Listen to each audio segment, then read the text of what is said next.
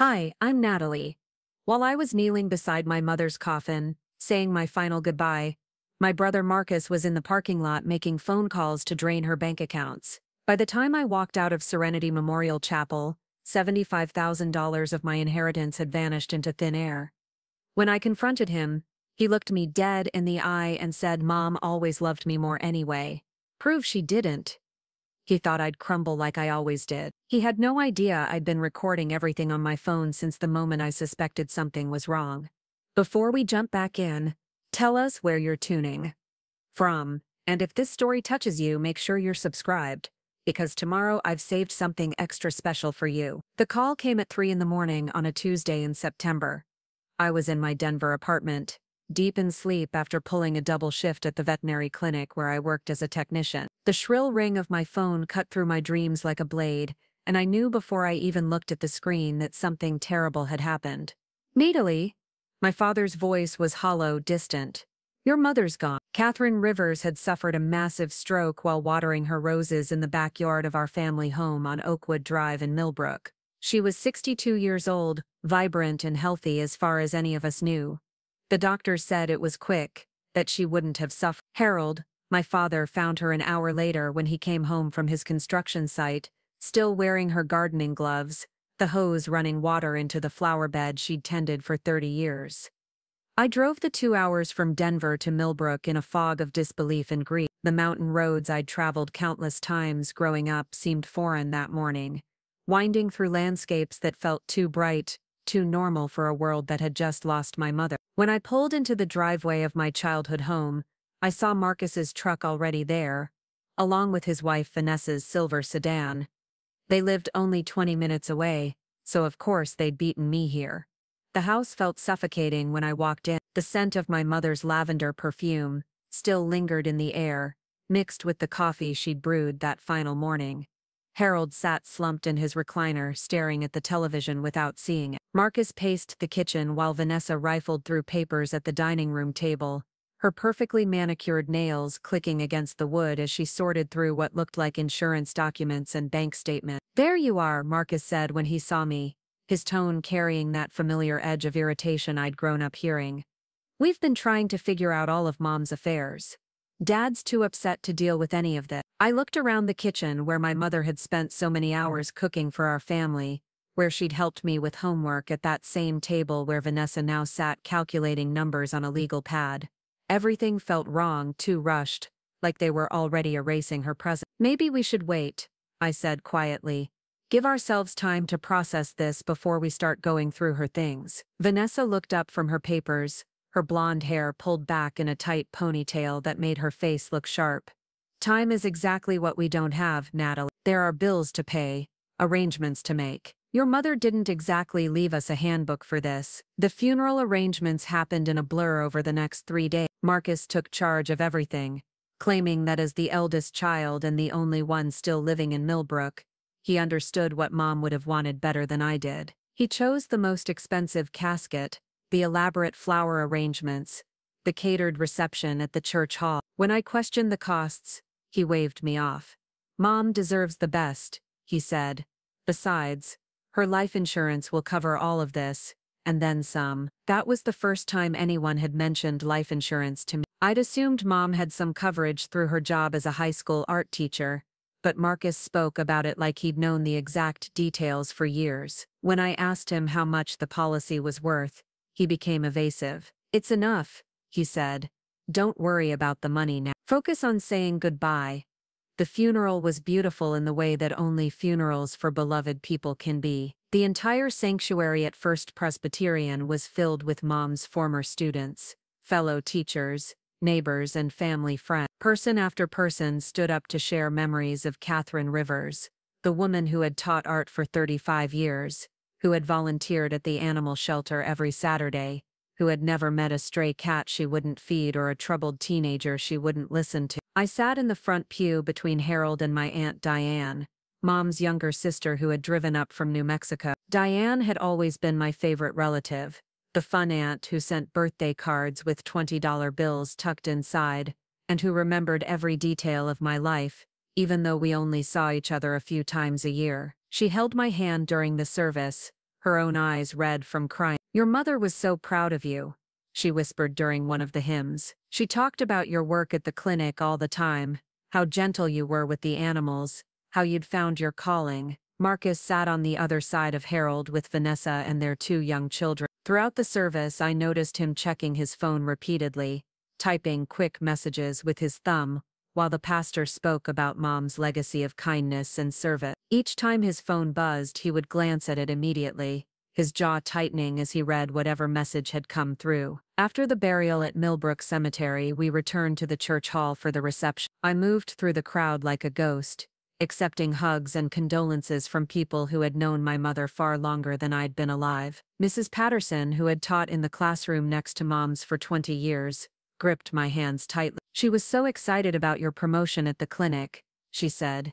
"She showed me the pictures you sent her of that injured hawk you helped rehabilitate. She said you got your compassion from her, but your strength was all your own." As the afternoon wore on, I noticed Marcus spending more and more time outside, always with his phone pressed to his ear. When I went to get some air myself, I found him by his truck in the parking lot, speaking in hushed, urgent tones to someone on the other end of the line. "Yes, I have all the documentation," he was saying. "The death certificate. Everything. How quickly can we process this?" He saw me approaching and quickly ended the call, shoving his phone into his jacket pocket.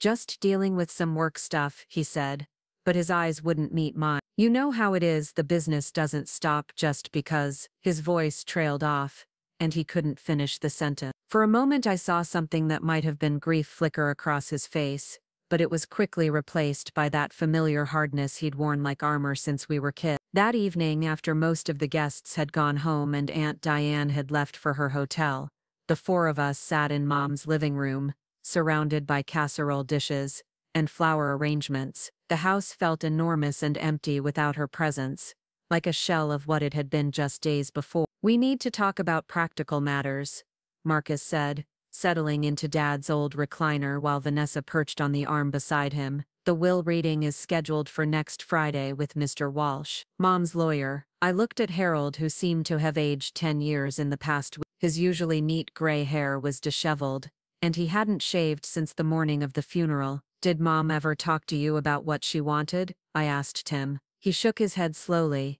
"She handled all that legal stuff herself. Said it was too depressing to discuss, that she'd live forever anyway." His voice cracked on the last words. "Well, she did mention a few things to me over the years," Marcus said casually, as if he were discussing the weather. "Nothing too specific, but she worried about you, about your finances, your stability. She knew I'd be able to handle the family responsibilities better." The words hit me like a physical blow. "What's that supposed to mean?" Vanessa jumped in before Marcus could respond. "She just meant that you've always been more of a free spirit, moving around, changing jobs. Marcus has been established here in Millbrook his whole adult life, running Dad's construction business, raising a family. It's natural that she'd trust him with more responsibility." I stared at them both, feeling something cold settle in my stomach. "I've worked at the same veterinary clinic for 4 years. I own my apartment. I'm hardly unstable." "Of course not," Marcus said with that patronizing tone I remembered from childhood. "But you have to admit, you've never been as involved in family matters as you could have been." Mom understood that. The conversation continued for another hour, with Marcus and Vanessa systematically dismantling every aspect of my relationship with my mother, reframing my independence as abandonment, my career focus as selfishness. By the time I drove back to my hotel that night, I felt raw and confused, second-guessing memories I'd treasured for years. But something nagged at me as I lay in the unfamiliar hotel bed, staring at the ceiling. The phone calls Marcus had been making, the way he'd spoken about Mom's life insurance with such certainty, the legal documents Vanessa had been organizing before I'd even arrived. It all felt too organized, too prepared, like they'd been planning for this day long before it came. The next morning, I decided to visit First National Bank of Millbrook, where Mom had done her banking for as long as I could remember. I told myself I just wanted to understand her financial situation better, to make sure there weren't any accounts that needed attention or bills that needed paying. Linda Martinez, the bank manager, had known my mother for years. She expressed her condolences warmly and invited me into her office to discuss Mom's accounts. What she told me made my blood run cold. "I'm so sorry for your loss," Linda said, pulling up Mom's information on her computer. "Your mother was such a lovely woman. I have to say though, I was surprised by the activity on her accounts yesterday." "Yesterday?" I repeated. "What kind of activity?" Linda's expression grew concerned. "Well, your brother came in with the death certificate and power of attorney documentation. He withdrew the entire balance from her savings account and cashed in her certificate of deposit. It was quite a substantial amount, $75,000 total." The room seemed to tilt around me. "He withdrew $75,000 yesterday, while we were at the funeral?"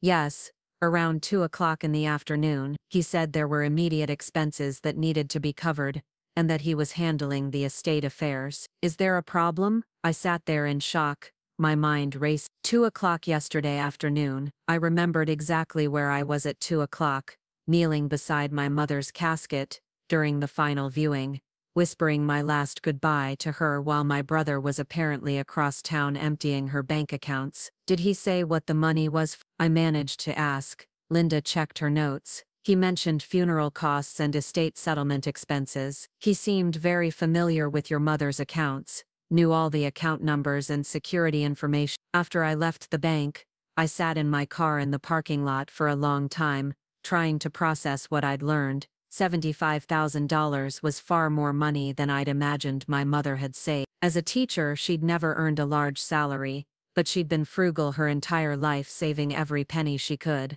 That money represented decades of careful planning, of sacrificing small luxuries, so she could leave something behind for her children. And Marcus had taken all of it while I was saying goodbye to her. I drove straight to the construction office where Marcus worked, the same business my father had built from nothing 40 years ago. I found Marcus in the trailer that served as the company headquarters, sitting behind a desk, covered in blueprints and invoices. When he saw me walk in, his face immediately went defensive. "What are you doing here now?" "I just came from the bank," I said, my voice surprisingly steady, despite the rage building inside me. "Linda Martinez told me something very interesting about yesterday afternoon." Marcus leaned back in his chair, his expression shifting from defensive to calculating. "Oh yeah?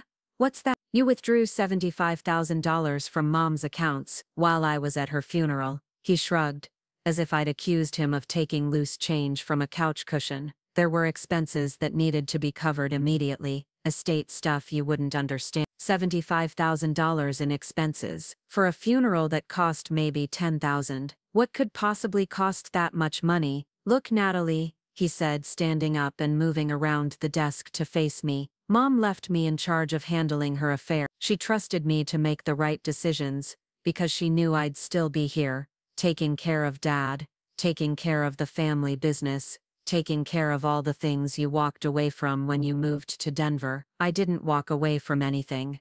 I built a life for myself." "You built a life for yourself 2 hours away from the people who needed you," he shot back. "Do you know how many times Mom called me crying because you were too busy to visit? How many holidays you missed because of work? How many times Dad had to handle things alone because his daughter couldn't be bothered to drive home?" Each word was designed to wound, and they found their mark. I felt tears stinging my eyes, but I refused to let them fall. "That doesn't give you the right to steal her money."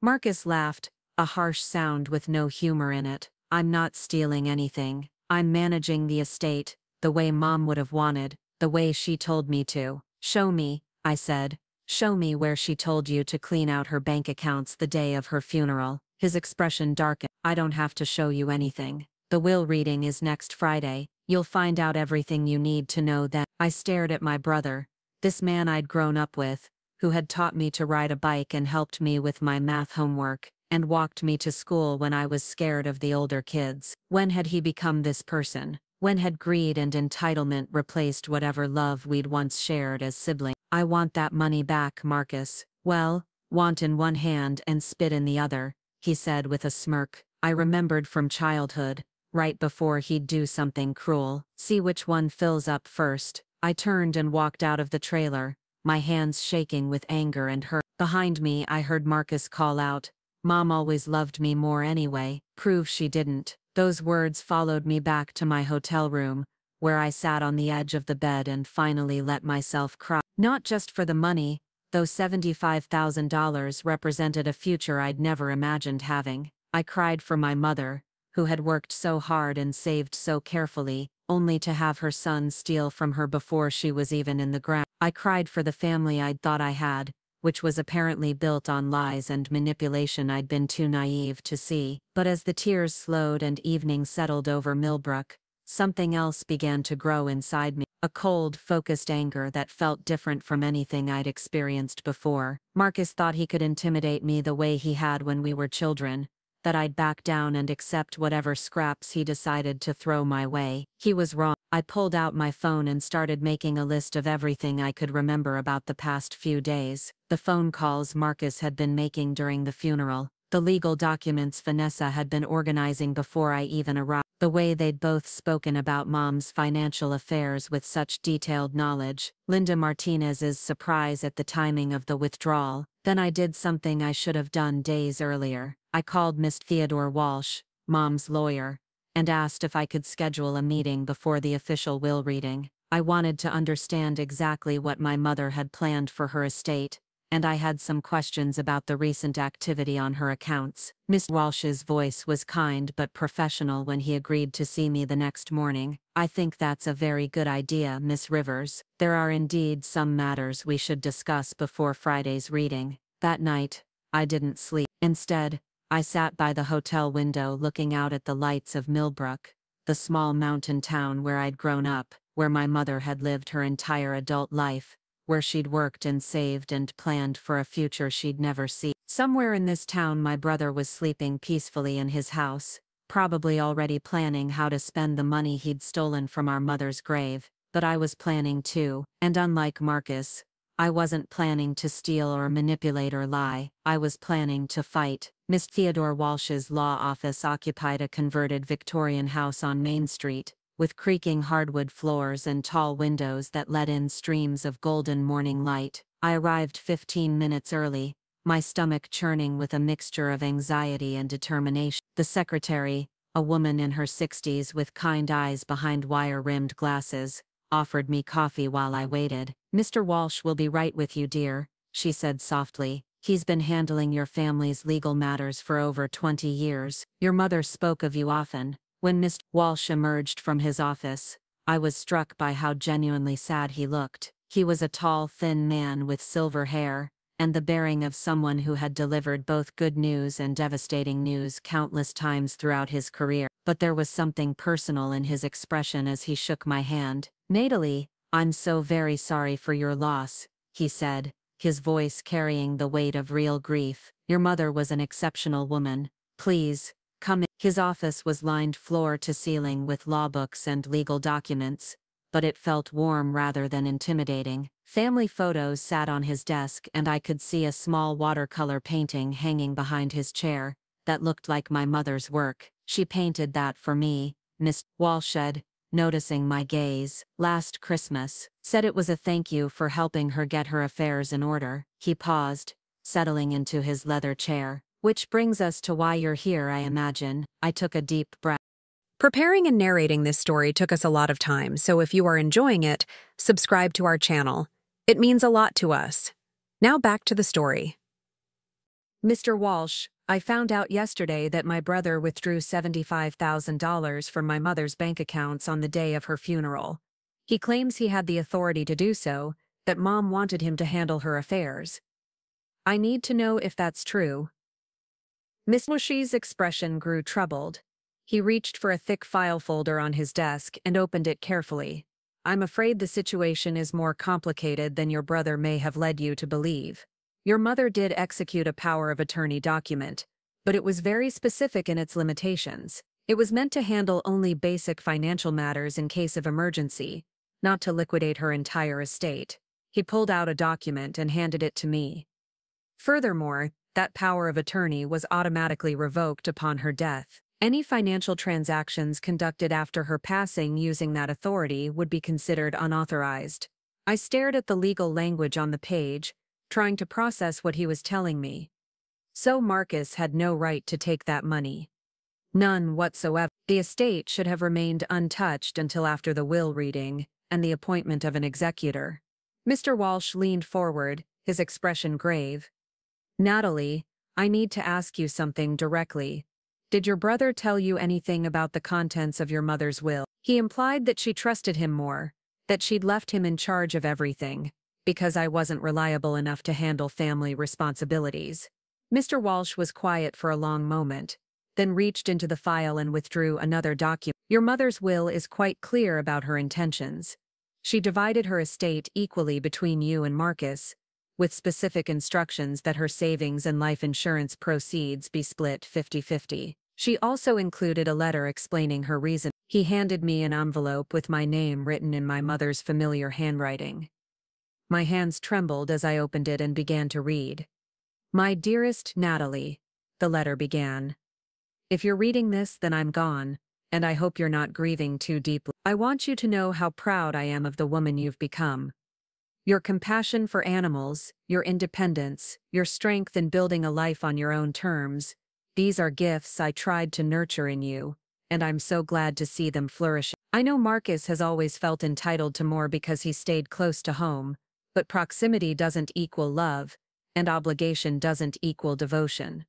You chose to visit me, to call me, to share your life with me because you wanted to, not because geography forced you to. That means everything to a mother. I've divided everything equally between you and your brother because I love you both. But I want you to know that the money I'm leaving you comes with my hope that you'll use it to follow your dream. You mentioned wanting to open your own veterinary practice someday, and I can't think of anything that would make me happier than knowing I helped make that possible. Be strong, sweetheart. Don't let anyone make you feel small or unworthy. You are neither. By the time I finished reading, tears were streaming down my face. Mr. Walsh quietly handed me a box of tissues and waited while I composed myself. She really wanted me to have half, I whispered. She was very specific about it, and there's more. He pulled out another document. Your mother also had a $50,000 life insurance policy through the school district. As far as I know, that hasn't been claimed yet, though the beneficiaries are listed as you and Marcus, again split equally. I felt dizzy. Between the money Marcus had stolen and the unclaimed life insurance, my mother had left behind $100,000 intended to be divided between her children. My half would have been exactly what I needed to start the veterinary practice I'd been dreaming about for years. What can I do? I asked. Is there any way to get the money back? Mr. Walsh's expression was grim. We can certainly pursue legal action. The unauthorized withdrawal constitutes theft, regardless of family relationship. However, I have to warn you that family litigation can be ugly and expensive, and there's always the risk that the money has already been spent or moved where it can't be recovered. But we have to try, right? I mean, this isn't just about me, it's about what Mom wanted. Absolutely. But there's something else you should know. He hesitated, as if debating whether to share additional information. Your mother came to see me about 6 months ago, quite upset. She'd discovered that Marcus had been forging her signature on various documents related to your father's business. Nothing criminal technically, just cutting corners on paperwork, but it made her realize she couldn't trust him with financial matters the way she'd thought she could. The revelation hit me like a physical blow. She knew he was dishonest. She was beginning to suspect. That's when she insisted on changing her will to include very specific language about equal distribution and oversight requirements. She also asked me to recommend a forensic accountant, though she didn't tell me why. I left Walsh's office with a thick folder of documents and a head spinning with new information. But I also left with something else. Validation. My mother had seen through Marcus's manipulation. She had known exactly what kind of person he was becoming, and she had taken steps to protect both her wishes and her children from his greed. Back at my hotel, I spread all the documents across the small table by the window and began making a timeline. The pattern that emerged was chilling in its calculation. Marcus hadn't stolen the money on impulse during a moment of grief. This had been planned, methodical, executed, with the precision of someone who had been thinking about it for months. I picked up my phone and called the school district's Human Resources Department to inquire about Mom's life insurance policy. The woman I spoke with confirmed that no claim had been filed yet, and that as a beneficiary, I had the right to initiate the process myself. The policy requires both beneficiaries to sign off on the distribution, she explained. But if there's a dispute, it can be resolved through the insurance company's arbitration process. Next, I called Linda Martinez at the bank. She agreed to meet with me again, this time with a more detailed accounting of the suspicious activity on Mom's accounts. "I've been thinking about your visit yesterday," Linda said when I arrived. "There were several things that seemed odd at the time, but I dismissed them because your brother seemed so authoritative, so prepared." She pulled up the transaction records on her computer screen. "Look at this." He had account numbers written down for accounts I didn't even mention to him. He knew the exact balances, down to the penny. Most people don't have that level of detailed knowledge about someone else's finances, unless they've been monitoring them closely. How long would someone need to be watching the accounts to know that information? Months at least. And look at this. She pointed to another section of the screen. He had backup documentation for everything: death certificates, power of attorney papers, even a notarized letter supposedly signed by your mother authorizing him to handle all financial matters in the event of her death. A notarized letter? When was it dated? Linda checked the file. 3 weeks ago. 3 weeks ago, my mother had been alive and healthy, tending her garden and planning her summer art classes. The idea that she had signed a document giving Marcus complete financial control just weeks before her sudden death struck me as highly suspicious. "Linda, is there any way to verify when those documents were actually created, not just when they were dated?" "Well, the notary public who witnessed the signatures would have records. And if there's any question about the authenticity of the documents, they can be examined by experts." I left the bank with copies of all the transaction records and the suspicious authorization letter. The notary listed on the document was someone named Patricia Hendricks. The name sounded familiar, but I couldn't place it until I got back to my car and Googled her. Dr. Patricia Hendricks was a retired physician who had worked with my mother on the school board's health and wellness committee. They had been friends for years, often attending community events together.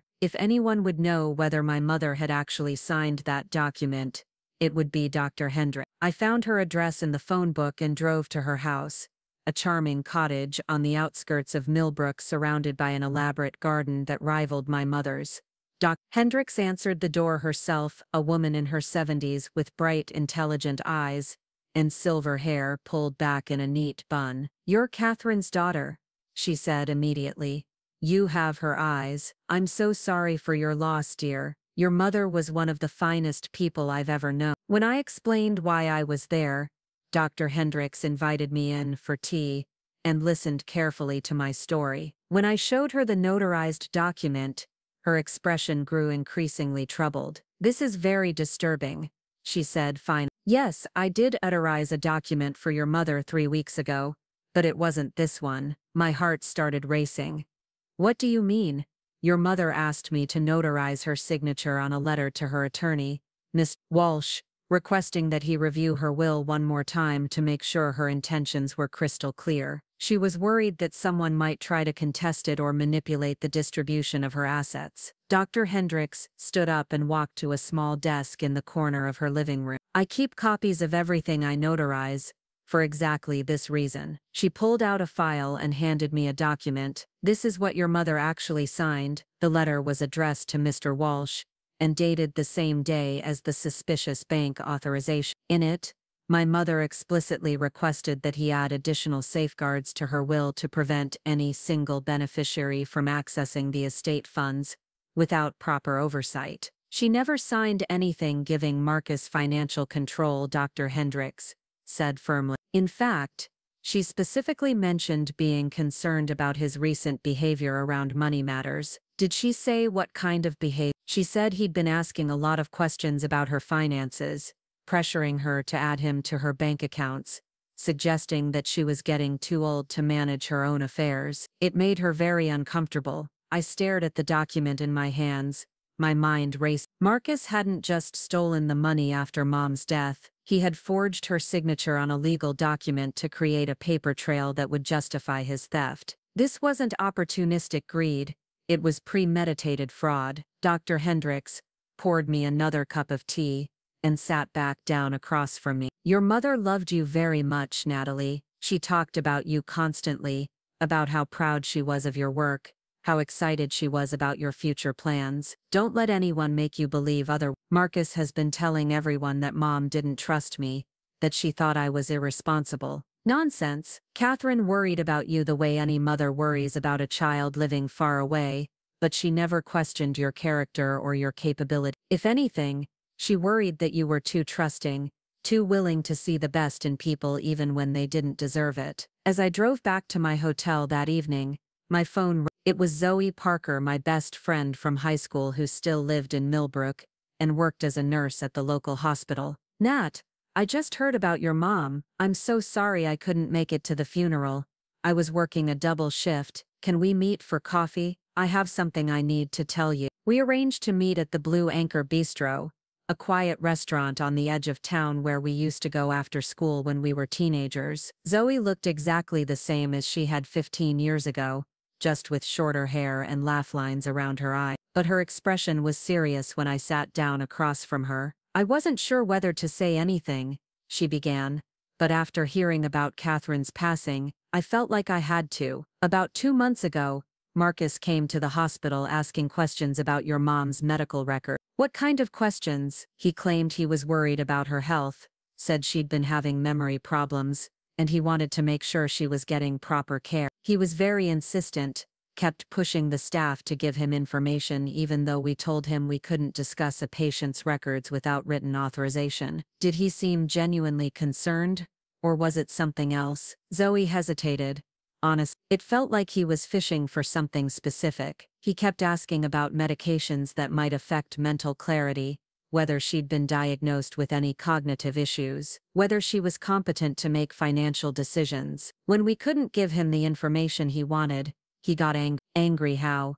He accused us of not caring about patient welfare, said we were putting his mother at risk by not sharing information with her family. It was ugly enough that security had to escort him out of the building. The pieces of Marcus's plan were becoming clearer. He had been building a case for Mom's mental incompetence, probably planning to use it to challenge her will or justify taking control of her finances. When she died suddenly, he had simply accelerated his timeline and moved forward with the theft. Zoe reached across the table and squeezed my hand. Your mom was sharp as a tack right up until the end, Nat. She came to the hospital for her annual physical just a month ago, and Dr. Reynolds said her cognitive function was perfect. Whatever Marcus was planning, it wasn't based on any real concerns about her mental state. That night, I called Aunt Diane in New Mexico and told her everything I'd discovered. She listened in increasingly horrified silence as I laid out the evidence of Marcus's deception and theft.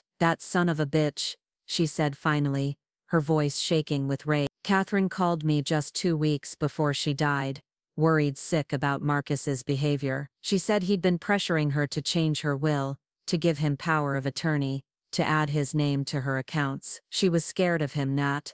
Scared of her own, scared of what he might do if she didn't give him what he wanted. She said he'd been making veiled threats about how alone she'd be if something happened to Harold, how she'd need family nearby to take care of her. It was emotional blackmail, pure and simple. Diane was quiet for a moment, then continued in a voice heavy with regret. I should have insisted she report it to someone, should have driven up there to confront Marcus myself, but Catherine made me promise not to interfere. She said she could handle it, that she was taking steps to protect herself. She changed her will, she refused to give him access to her accounts, she even tried to document his behavior. She did everything right. Everything except live long enough to see justice done, Diane said bitterly. But maybe that's where you come in, honey. Maybe it's time someone stood up to Marcus and made him pay for what he's done. After I hung up with Diane, I sat on the hotel bed surrounded by documents, phone records and notes from my various conversations throughout the day.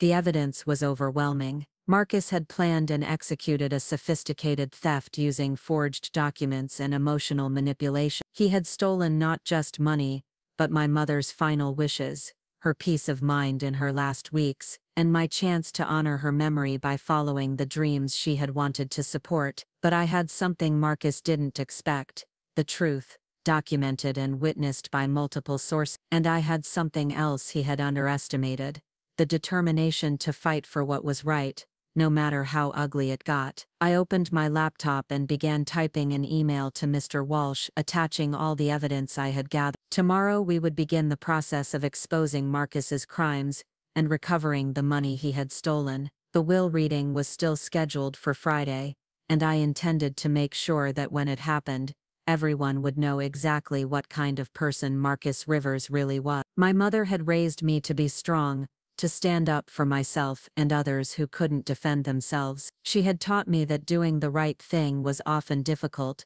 but it was always necessary. As I fell asleep that night, I could almost hear her voice encouraging me forward, reminding me that the truth has a power all its own, and that justice delayed is not justice denied. Marcus thought he had won by moving quickly and ruthlessly while I was paralyzed by grief. He was about to learn that he had merely given me time to build an unshakable case against him, and unlike his plans, mine were built on truth rather than lies, on evidence rather than manipulation, on love rather than greed. The awakening was complete. Now it was time for action. Thursday morning arrived gray and drizzling, the kind of weather that made Millbrook look smaller and more isolated than usual. I had barely slept, my mind churning through everything I'd learned and the decision I knew I had to make. The will reading was scheduled for tomorrow afternoon, and I had less than 30 hours to decide how far I was willing to go to expose Marcus and recover what he'd stolen. I met Mr. Walsh at his office at 8 in the morning,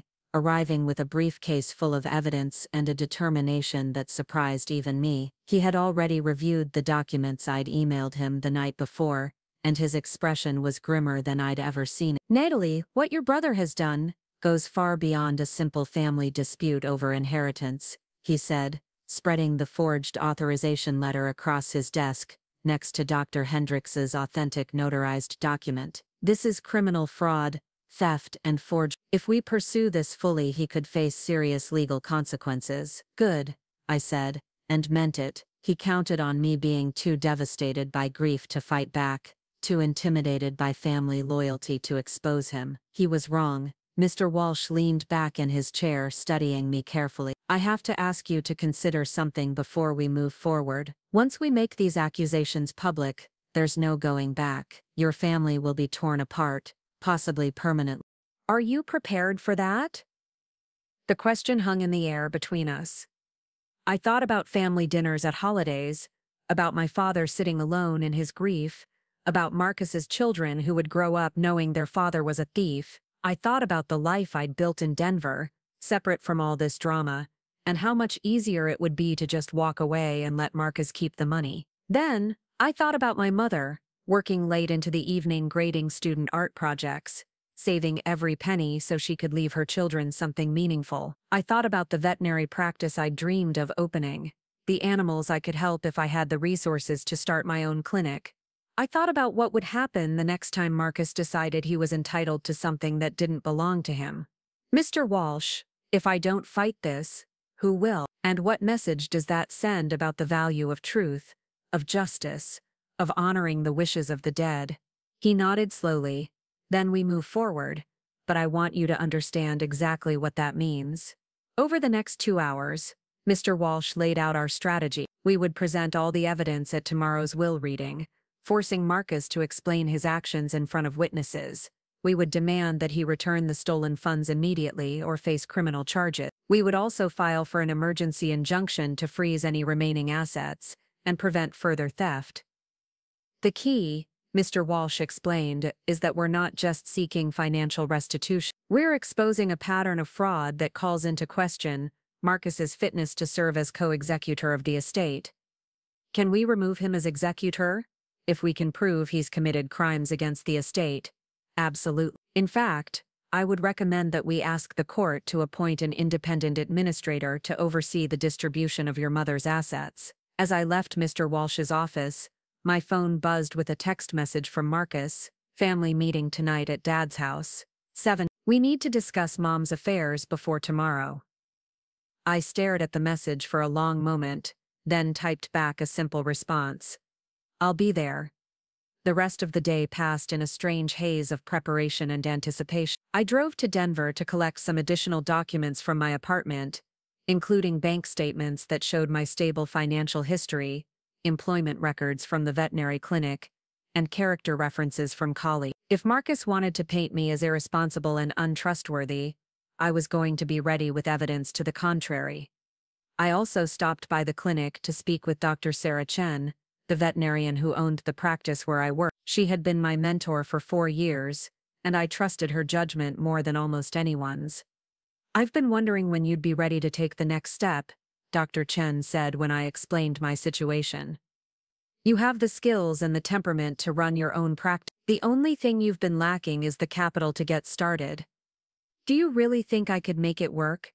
Natalie, you're one of the most naturally gifted animal care providers I've ever worked with. The way you connect with both the animals and their owners, your diagnostic instincts, your calm under pressure. These aren't things that can be taught, and you've mentioned before that you've identified an underserved area in the mountain communities outside Denver. She pulled out a file from her desk drawer. I've actually been researching what it would take to open a satellite clinic in that region. The startup costs would be significant, but with the right funding, it's absolutely viable. The numbers she showed me were exactly in line with what my inheritance would provide. My mother hadn't just left me money, she had left me the means to fulfill my deepest professional aspiration. The thought that Marcus's greed might destroy that opportunity made my anger burn even hotter. By 6:30 that evening, I was back in Millbrook, sitting in my rental car outside my childhood home on Oakwood Drive. The house looked the same as always, but knowing what I now knew about the family dynamics inside, made it feel like a stage set for a play I no longer wanted to be part of. Harold answered the door when I knocked, and I was shocked by how much he seemed to have deteriorated since the funeral. His clothes hung loose on his frame, his eyes were bloodshot and unfocused, and he moved like a man 20 years older than his actual age. Natalie, he said, his voice hollow. Good, you're here. Marcus wants to get everything sorted out before tomorrow. I followed him into the living room, where Marcus sat in Dad's old recliner with Vanessa perched on the arm beside him. They had clearly positioned themselves strategically, claiming the dominant seats in the room while leaving me to choose between the uncomfortable straight-backed chair or the low ottoman that would put me physically below their eye level. I chose to remain standing. Thanks for coming, Nat. Marcus said with false warmth. We thought it would be good to clear the air before the will reading tomorrow. Make sure we're all on the same page about Mom's wishes. I'm very interested to hear about Mom's wishes, I replied evenly, especially since you seem to know so much about them. Vanessa spoke up, her tones syrupy with fake concern. We're all grieving, Natalie, but we need to think practically about what's best for the family.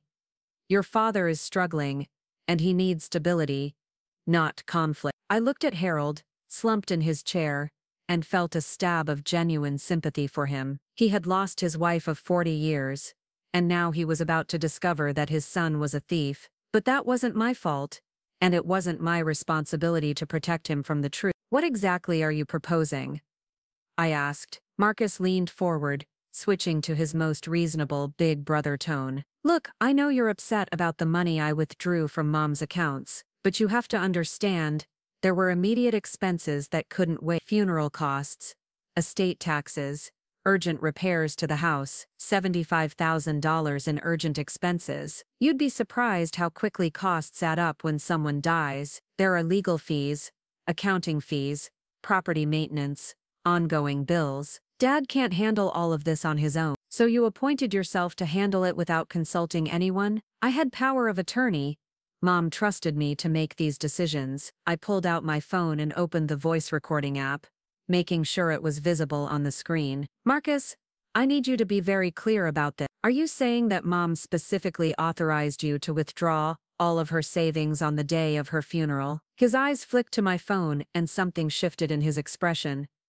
What are you doing? I'm making sure I understand your position correctly. You're claiming that our mother, who was alive and healthy 3 weeks ago, signed documents, giving you complete control over her finances in the event of her death. Vanessa jumped in before Marcus could respond. Why are you recording this conversation? This is a private family discussion. Because I want to make sure there are no misunderstandings about what's being claimed here. I kept my voice calm and reasonable, but my heart was pounding. So Marcus, did Mom sign those documents or not? Of course she did. I have all the paperwork. The paperwork notarized by Patricia Hendricks. Yes, the same Dr. Hendricks, who told me yesterday that she never notarized any such document, that what you have is a forgery. The room went dead silent. Marcus's face drained of color and Vanessa's mouth fell open. Even Harold seemed to snap out of his grief-induced fog, looking up at me with confusion. That's impossible, Marcus said, but his voice lacked conviction. Dr. Hendricks must be mistaken. She keeps copies of everything she notarized. The document she actually witnessed Mom signing was a letter to Mr. Walsh, asking him to add additional safeguards to her will specifically to prevent unauthorized access to her assets. Marcus stood up abruptly, his facade of reasonable concern finally cracking. You're calling me a liar. I'm saying the evidence suggests you forged Mom's signature on a legal document to justify stealing her money. If you have a different explanation, I'd love to hear it. This is ridiculous,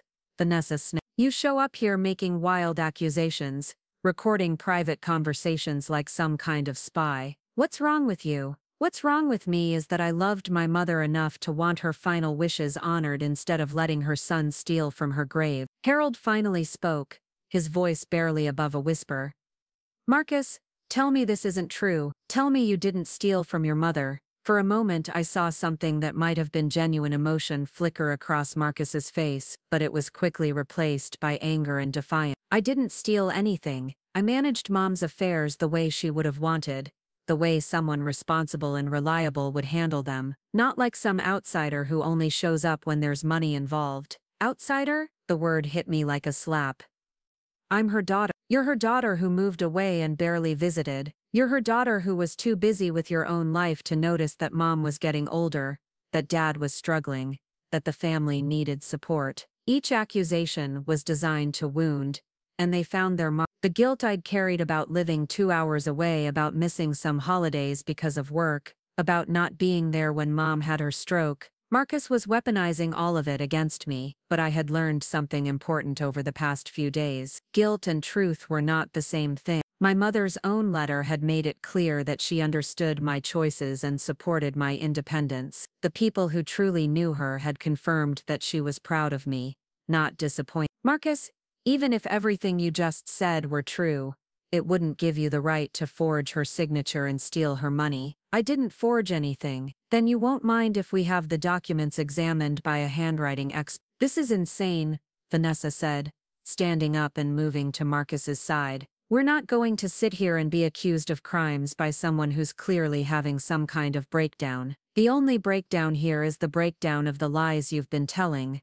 I replied. Tomorrow at the will reading, everything is going to come out. Mr. Walsh has seen all the evidence. Dr. Hendricks is prepared to testify about what she actually notarized. The bank has records of exactly when and how the money was withdrawn. Marcus's composure finally snapped completely. You vindictive bitch. You can't stand the fact that Mom trusted me more than she trusted you, so you're making up stories to try to steal what's rightfully mine. What's rightfully yours? According to Mom's actual will, everything was supposed to be split equal. You took my half along with yours. Mom never intended for you to get that money. She knew you'd just wasted on some stupid dream that would never work out anyway. There it was, finally, the truth behind all his justifications and manipulation. Marcus genuinely believed he was more entitled to our mother's legacy than I was. In his mind, staying in Millbrook and taking over Dad's business made him the rightful heir, while my independence and different life choices made me unworthy of equal treatment. The stupid dream you're referring to is opening a veterinary practice to serve underserved rural communities. Mom knew about it,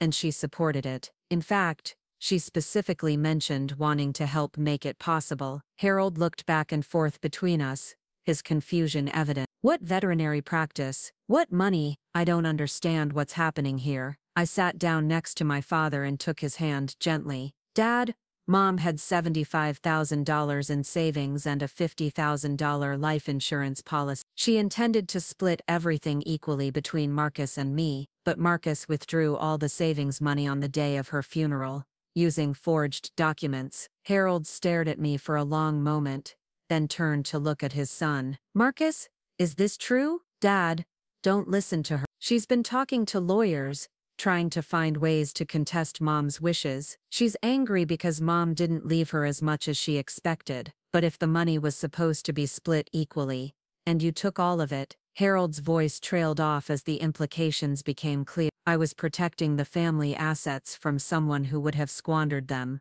Marcus said desperately. Mom worried about Natalie's financial judgment. She wanted to make sure the money stayed in the family, stayed local. Then why didn't she write that in her will? I asked. Why did she specifically state that everything should be divided equally? Marcus didn't have an answer for that, at least not one he was willing to give in front of our father. Instead, he tried a different approach. Fine, he said with forced calm. If you want to tear this family apart over money, go ahead, contest the will, hire lawyers, drag us all through court. But remember that every dollar you spend on legal fees is money that comes out of whatever settlement you might eventually get. It was a threat disguised as practical advice, designed to make me think twice about pursuing justice. But Marcus had miscalculated. I wasn't doing this primarily for money anymore. I was doing it because someone needed to stand up to him, to show him that his sense of entitlement didn't give him the right to steal from his own family. The legal fees will be worth it if they result in criminal charges being filed against you, I said. And if they prevent you from doing this to anyone else in the future, Vanessa gasped. Criminal charges? You'd really call the police on your own brother? I'd call the police on anyone who forged documents and stole $75,000. Family relationship doesn't exempt someone from the law. Harold stood up slowly, looking older and more fragile than I'd ever seen him. I think I need to lie down. This is all too much. As Dad shuffled toward his bedroom, I felt a pang of regret for the pain this was causing him. But the alternative was to let Marcus get away with his crimes, and that would be an even greater betrayal of our mother's memory. Marcus waited until Harold was out of earshot, then leaned toward me with venom in his voice. You have no idea what you're starting here. You think you can just waltz in here and destroy everything Dad and I have built. The construction business, our reputation in this community,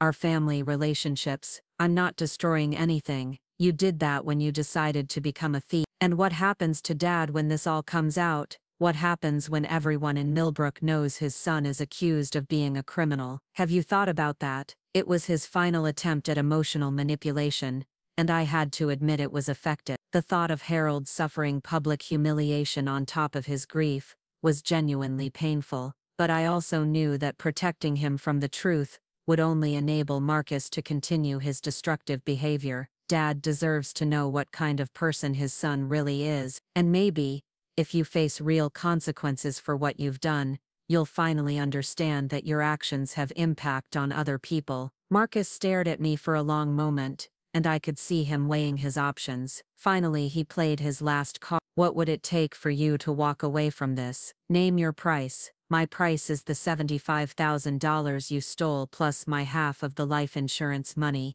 plus an admission that you forged those documents. I'm not admitting to anything illegal. Then we'll see you at the will reading tomorrow. I turned and walked toward the door, but Marcus's voice stopped me. Natalie, wait, what if we could work something out? A compromise that gives you what you want without destroying the family. I turned back, curious despite myself. What kind of compromise? What if I gave you $50,000 right now cash, and we agreed that this was your full share of Mom's estate? No lawyers, no accusations, no public drama. It was almost funny how he thought he could negotiate his way out of accountability. $50,000 out of $125,000 total, that's less than half of what I'm entitled to.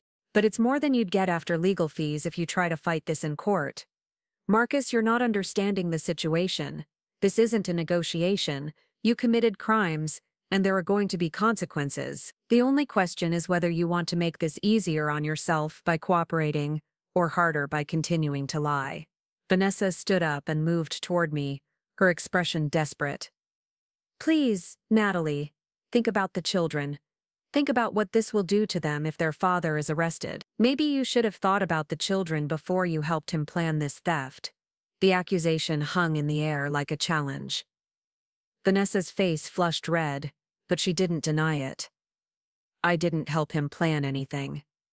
But you knew what he was doing. You were organizing Mom's financial documents before I even arrived for the funeral. You knew about the life insurance policy.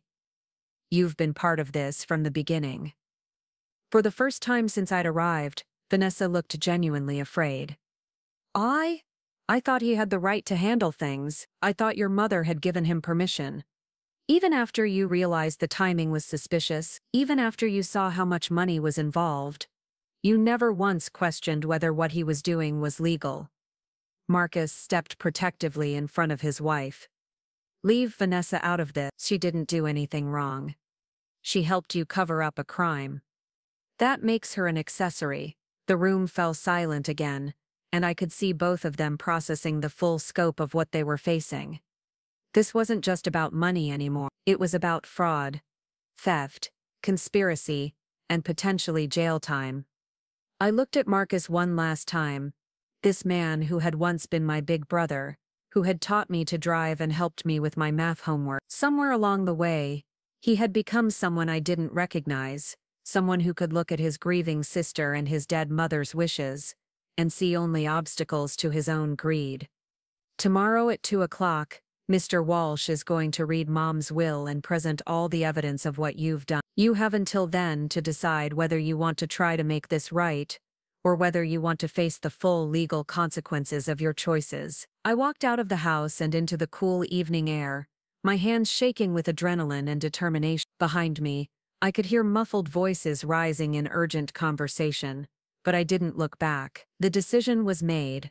Tomorrow the truth would finally come to light. The morning of the will reading dawned crisp and clear, with autumn sunlight streaming through the windows of my hotel room. I had slept surprisingly well, the kind of deep, dreamless sleep that comes after making a difficult decision and committing fully to its consequences. By 7 a.m., I was dressed in my most professional outfit, a navy blue suit I usually reserved for job interviews and formal occasions, and reviewing my notes one final time. My phone had been buzzing all morning with missed calls from Marcus, but I didn't answer them. There was nothing left to discuss between us privately.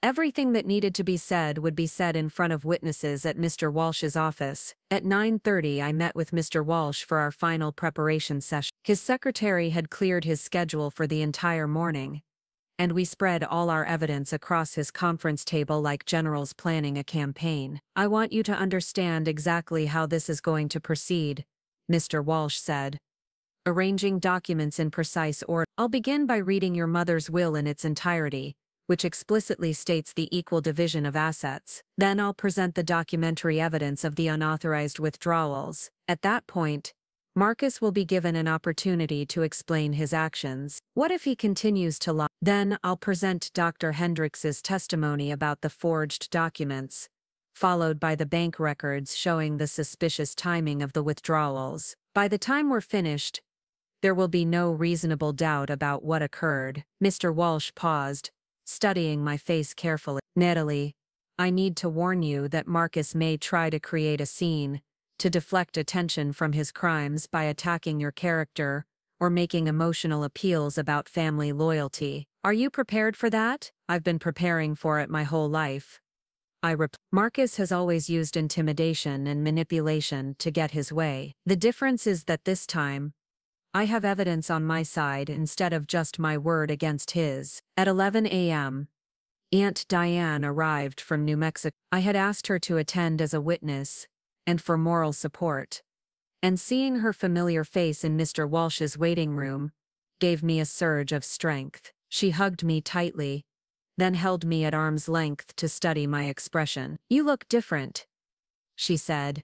Stronger, more like your mother than I've ever seen. I feel different, like I've finally stopped being afraid of the truth. Diane smiled grimly. Catherine would be proud of you for fighting this. She spent her whole life being too polite, too accommodating. She let people take advantage of her kindness because she didn't want to cause conflict. But she raised you to be braver than that. At 12:30, Hendricks arrived with her notary records and a steely determination that reminded me why she had been such an effective physician for 40 years. She shook my hand firmly and assured me that she was prepared to testify to exactly what had occurred 3 weeks ago. Your mother was very specific about her concerns, Dr. Hendricks told me. She said Marcus had been pressuring her to change her will, to give him more control over her finances. She was frightened by his persistence and wanted to make sure her true wishes were legally protected. By 1:30 we had assembled in Mr. Walsh's conference room. Myself, Aunt Diane, Dr. Hendricks, and Linda Martinez from the bank, who had agreed to present the financial records in person. Miss Walsh had also arranged for a court stenographer to create an official transcript of the proceedings, giving our revelations the weight of legal documentation.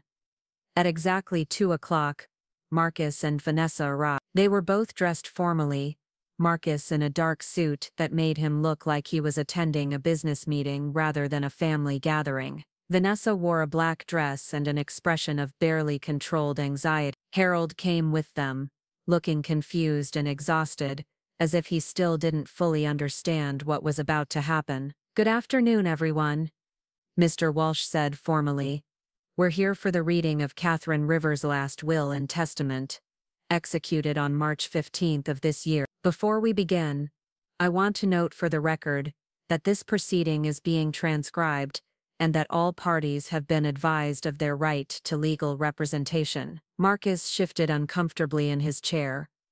"Is that really necessary? This is just a family meeting. Given the serious nature of certain allegations that have come to light, I believe full documentation is appropriate," Mr. Walsh replied smoothly. "Now let me begin with the reading of the will." As Mr. Walsh's voice filled the conference room, reading my mother's carefully chosen words about her love for both her children and her desire for equal treatment, I watched Marcus's face closely. He maintained a mask of calm attention, but I could see tension in the set of his shoulders, the way his hands gripped the arms of his chair. When Mr. Walsh reached the section specifying the 50-50 division of all assets, including savings and life insurance proceeds, Marcus finally spoke up. "That's consistent with what I told everyone.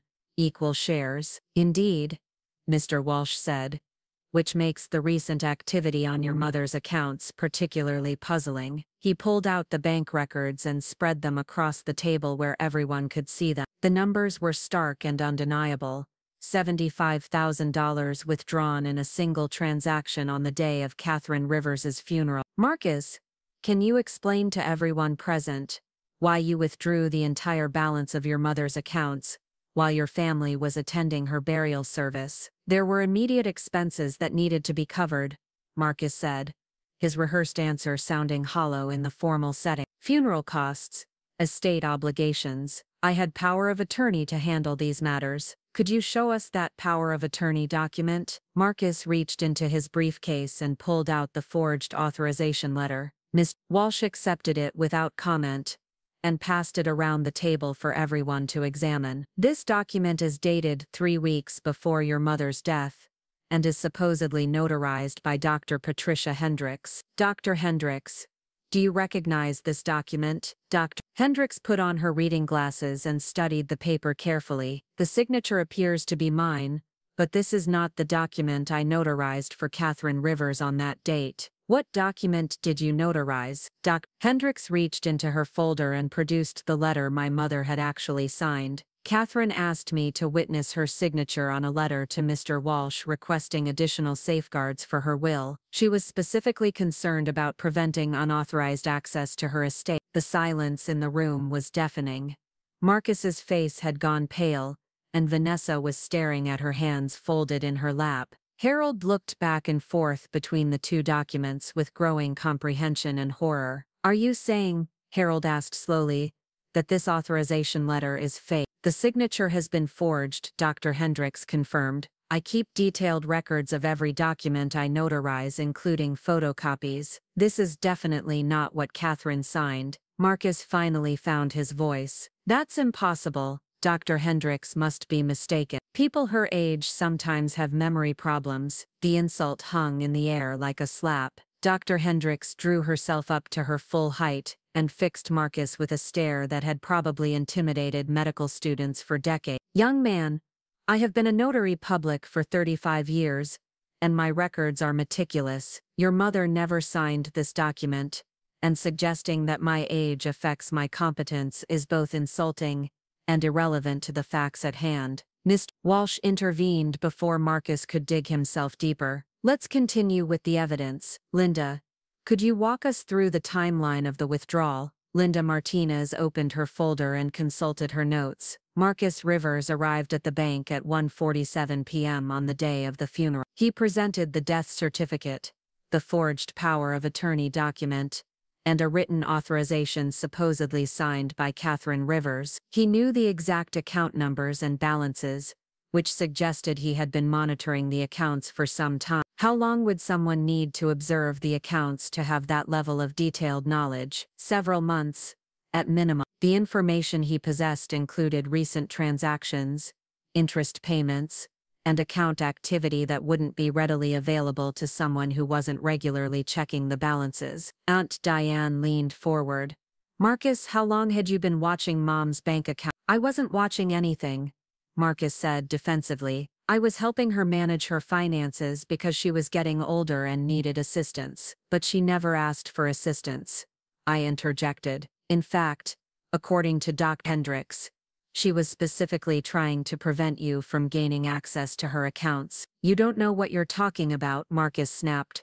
You weren't here. You didn't see how forgetful she was getting, how confused she became about money matters. Harold spoke up, his voice stronger than it had been in days. Your mother wasn't forgetful about anything. Her mind was sharp right up until the stroke. Dad, you're grieving. You might not have noticed the signs. Don't tell me what I noticed about my own wife. Harold's anger surprised everyone in the room. Catherine balanced our checkbook every month, managed all our investments, handled the taxes. She was more organized about financial matters than I've ever been. Mr. Walsh pulled out another document. This brings us to the life insurance policy. Marcus, were you aware that your mother had a $50,000 life insurance policy through the school district? I might have heard her mention it. According to the insurance company, someone called 3 days after her death asking about the policy and the claims process. The caller identified himself as Catherine's son and provided detailed information about her employment history and beneficiary arrangements. Was that you? Marcus hesitated just long enough to make his answer suspicious. I might have called to ask about it. I was handling all of Mom's affairs. But you told me you didn't know about the life insurance until after the funeral, I said. You specifically said you were surprised to learn she had coverage. I was just trying to spare you from having to deal with complicated financial matters while you were grieving. It was a weak excuse,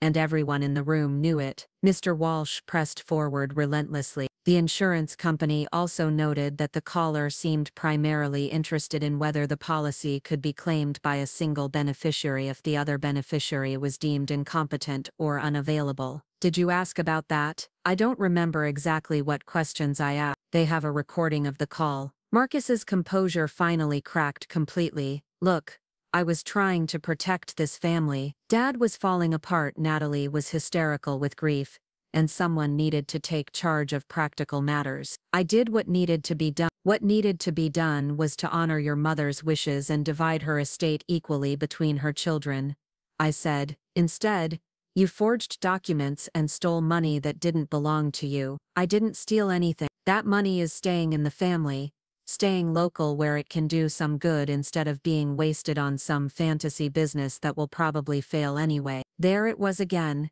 His fundamental belief that he was more deserving than I was, that his judgment was superior to our mother's explicit instructions. Vanessa finally spoke up, her voice shaky. Marcus, maybe we should just give Natalie her share and put this behind us. Absolutely not, Marcus shot back. I'm not rewarding this vindictive behavior. Vindictive? I repeated, expecting to receive the inheritance my mother intended for me is vindictive. Dragging the family through this public humiliation is vindictive. Threatening criminal charges against your own brother is vindictive. Mr. Walsh cleared his throat. Actually, Marcus, the criminal charges aren't a threat. Based on the evidence presented here today, I'm obligated to report suspected fraud to the appropriate authority. Document forgery and theft of this magnitude are felonies under Colorado law. The room fell silent again. Harold was staring at his son with an expression of dawning horror and disappointment. Aunt Diane looked disgusted. Hendricks and Linda Martinez were both shaking their heads in disbelief. "You would really send your own brother to jail?" Vanessa asked me,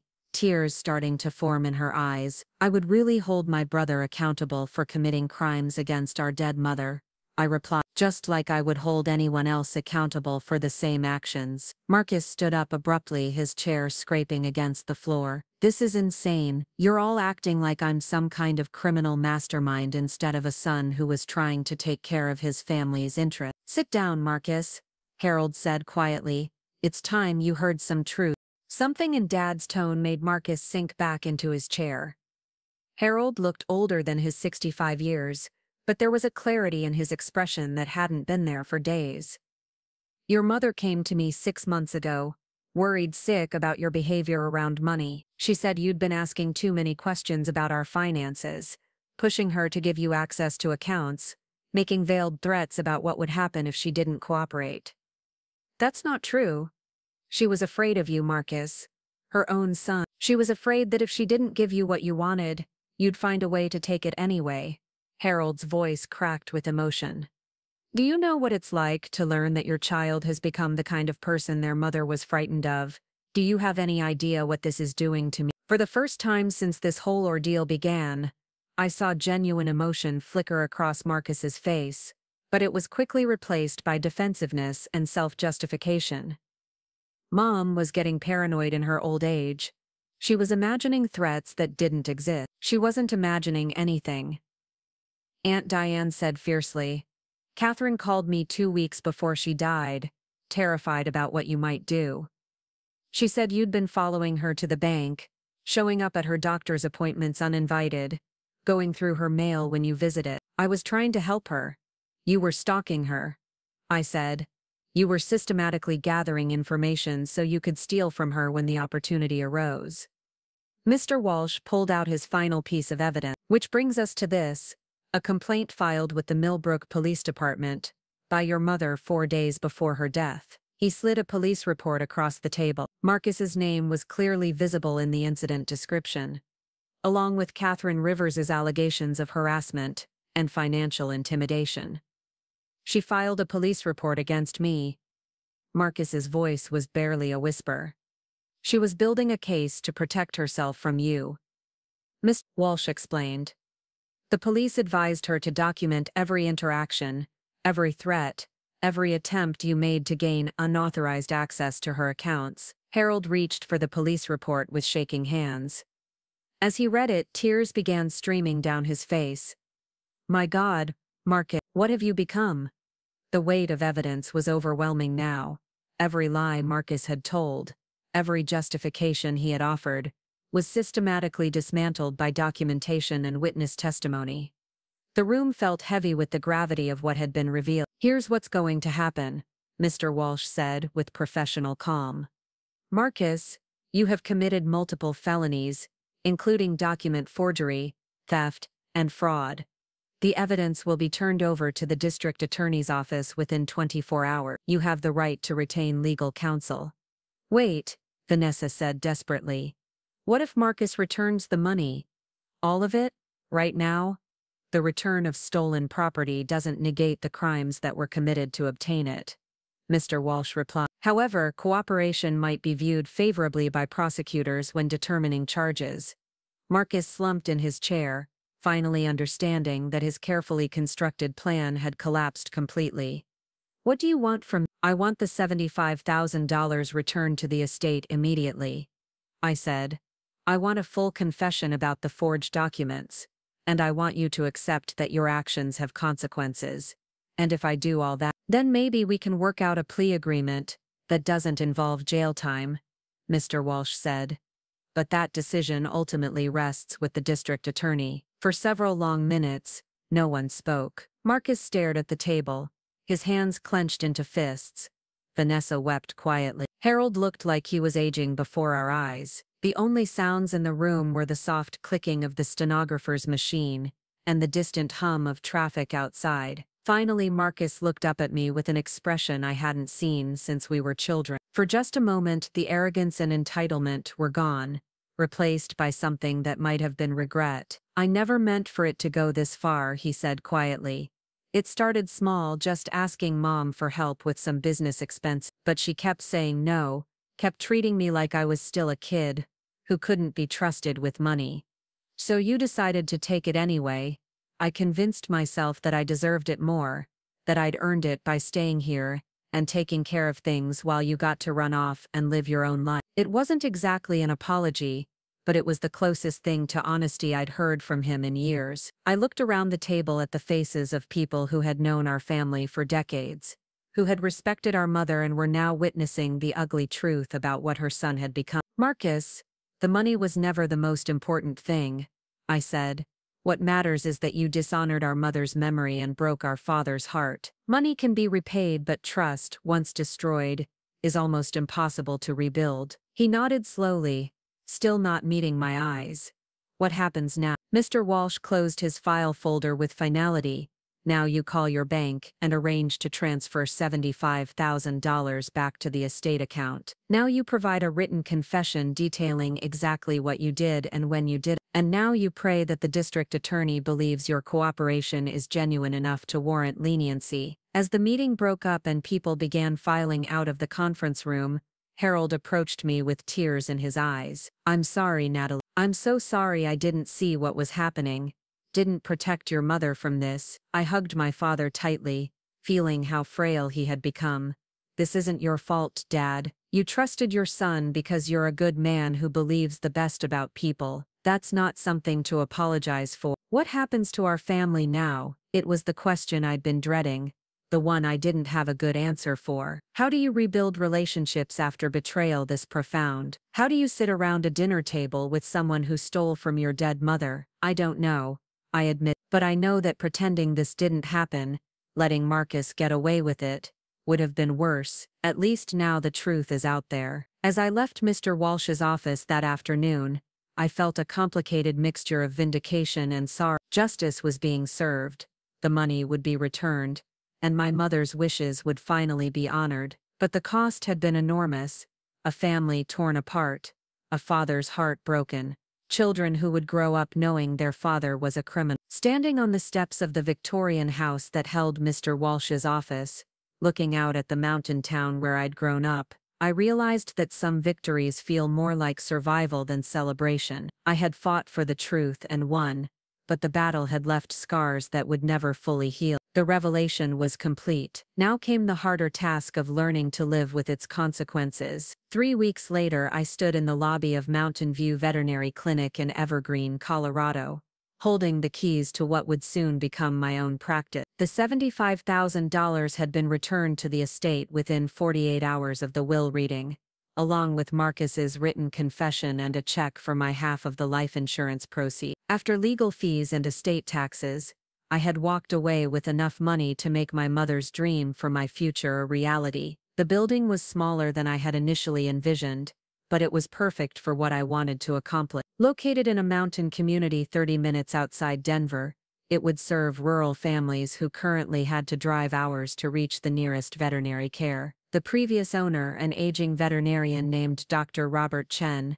had been looking for someone to take over his practice for 2 years. "I can see why you fell in love with this place," Dr. Sarah Chen said, walking through the examination rooms with me. She had driven up from Denver to help me assess the equipment and layout. "It has good bones, and the location is ideal for the underserved population you want to reach." I ran my hand along the stainless steel examination table, imagining the animals I would treat here, the families I would help. "Mom would have loved seeing this," I said softly. "She would have been incredibly proud, not just of the clinic, but of how you fought for the right to build it." The past 3 weeks had been a whirlwind of legal proceedings, business planning, and emotional upheaval. Marcus had been charged with felony theft and document forgery, but his cooperation and agreement to pay full restitution had resulted in a plea bargain that avoided jail time. He would serve 2 years of probation, perform community service, and his criminal record would follow him for the rest of his life. The construction business that Harold had built over 40 years was struggling. Several major clients had canceled contracts after news of Marcus's crimes spread through Millbrook's tight-knit community.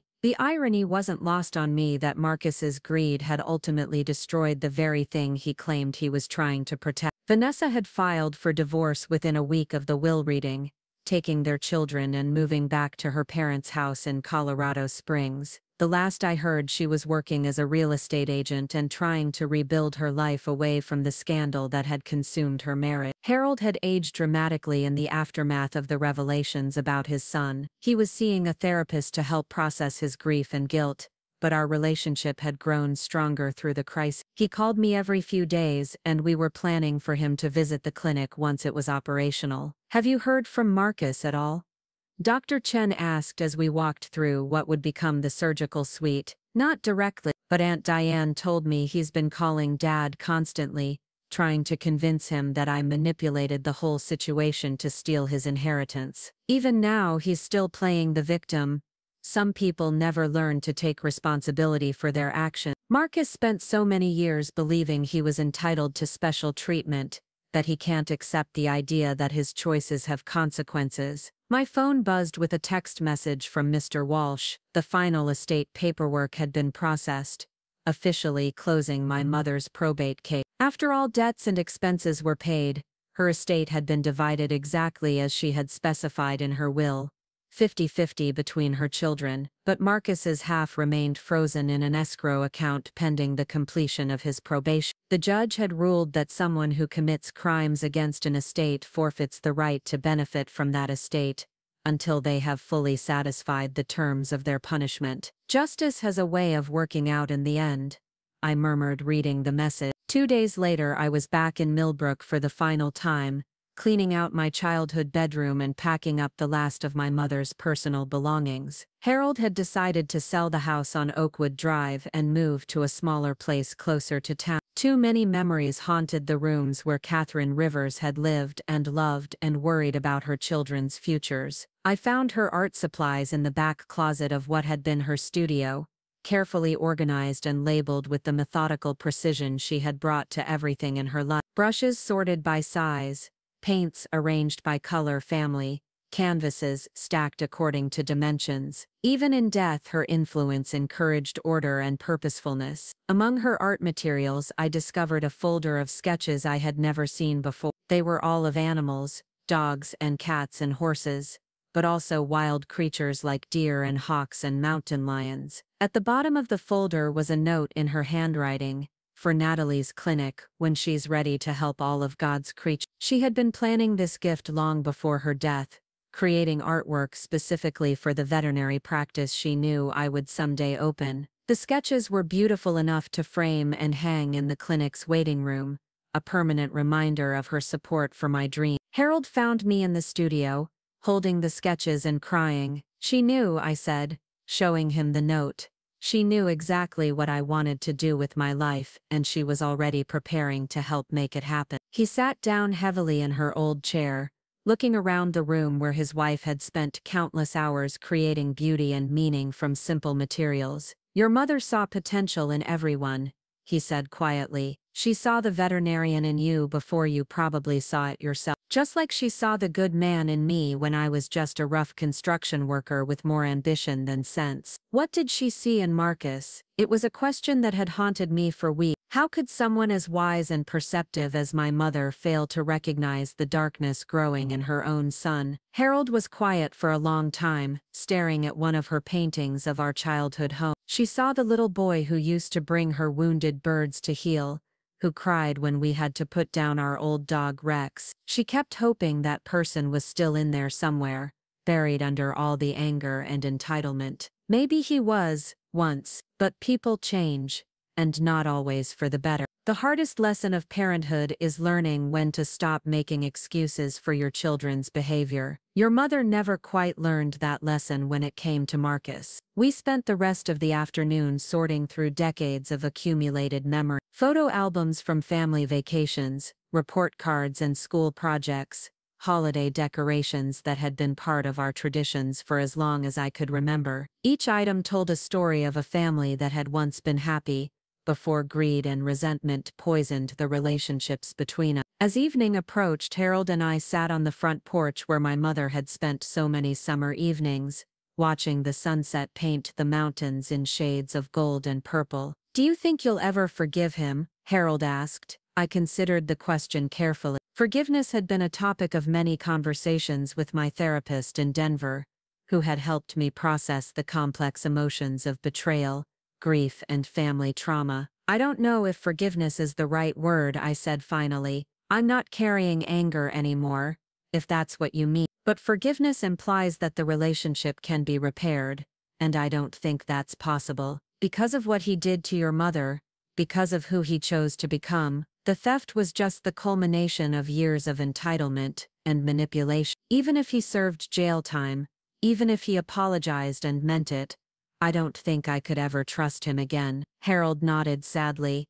"I keep thinking about missed signs, things I should have seen earlier. Maybe if I had confronted him about his behavior years ago, this never would have happened." "Dad, you can't blame yourself for Marcus's choices. You raised both of us with the same values, the same examples of right and wrong. We both knew better. I chose to honor those lessons, and he chose to ignore them." As darkness fell over Millbrook, I loaded the last boxes into my car and prepared to drive back to Denver. The mountain town where I had grown up would always be part of my history, but it was no longer part of my future. I had outgrown its boundaries and its limitations, just as my mother had always hoped I would. Harold walked me to my car, moving slowly and looking every one of his 65 years. "Promise me you'll call when you open the clinic. I want to be there for the ribbon-cutting ceremony. I promise. And Dad, I want you to know that having your support through all of this meant everything to me. You could have chosen to protect Marcus,